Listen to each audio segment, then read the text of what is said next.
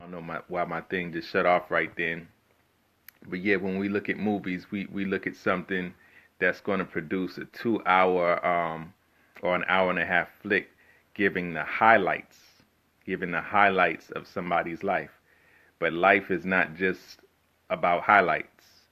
Life is about things that we don't see. Life is about the mundane sometimes, just the everyday, non-eventful things that are happening, the disciplines that we have, the everyday waking up, the reading our Bible, the prayer, the communicating with other saints and fellowshipping and challenging and admonishing one another to grow in Him, the conversations about life, health and strength, the exercise, the eating, the fasting, the worship, all those things. A lot of those things don't make good movies.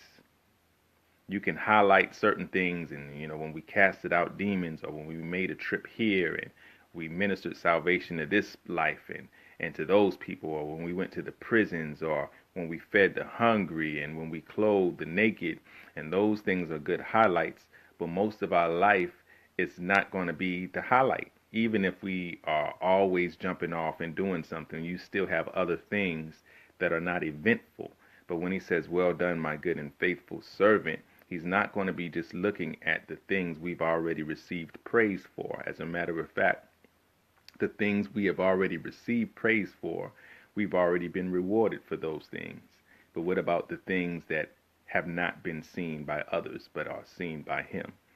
We want Him to develop us and build us up in our integrity. We want Him to build us up.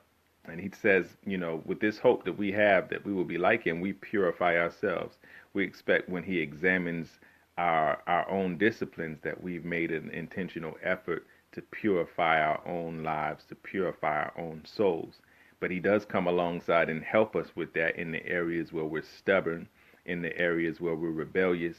And He comes in and He challenges, He corrects, He confronts us with those areas until we change, or until we just choose to say, "I'm not going to follow you." But we praise Him for His grace and His mercy. And I would want to think that our desire is to be better and to get better, not to remain in a place. But remaining in a place where it's comfortable, we do that for a reason, because it feels good. It feels good to not have to stretch. It feels good to not have to be challenged.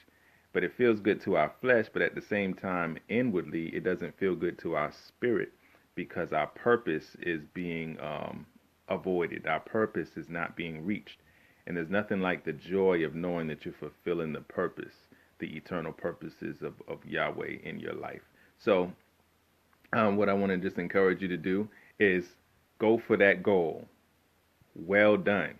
Every day you should be thinking, will He say, if this is my last day on earth, will He say to me, "Well done, my good and faithful servant. You've been faithful over a few things, so now I'm going to make you a ruler over many things."